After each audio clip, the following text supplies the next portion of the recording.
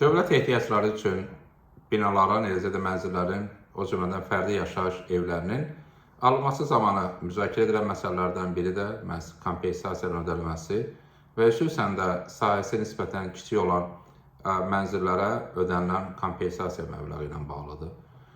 Nəzərə alsaq ki, xüsusən də Bakının mərkəzi zonalarında yerləşən bir sıra ərazilərdə fərdi yaşayış mənzillərinin sahələri böyük deyil və adətən kiçik yaşayış sahələrə malik olan fərdi evlərdən ibarətdir.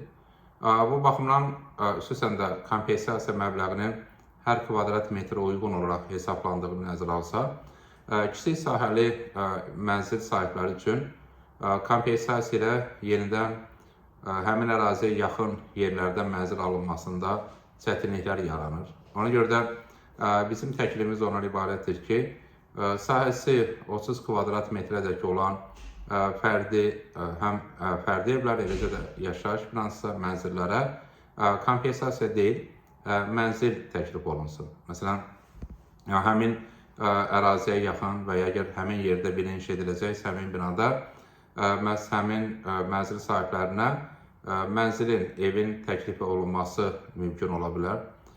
Bu bir tərəfdən təbii ki, vətəndaşlarımızın mənzil probleminin həllinə dəstək olar. Digər tərəfdən bu imkan verər ki, artıq əgər kiçik sahəli mənzilləri olan vətəndaşlarımız kompensasiya ilə yaxın ərazilərdə, yaşadığı ərazilərə yaxın yerlərdə, xüsusən də mərkəzi yaxın ərazilərdə ev almaqda problemləri varsa, çətinliyi varsa, praktik olaraq bu artıq həmin problemin həllinə dəstək olmuş olur. Çünki nəticə etibarilə bu imkan verəcək ki, həmin vətəndaşlarımız mənzillə təmin olsun. Ona görə də bizim təklifimiz ondan ibarətdir ki, sahəsi nisbətən kiçik olan fərdi yaşayış evlərinə və eyni zamanda mənzillərə məhz kompensasiya deyil, mənzil təklif olunması daha məqsəd uyğun olardı.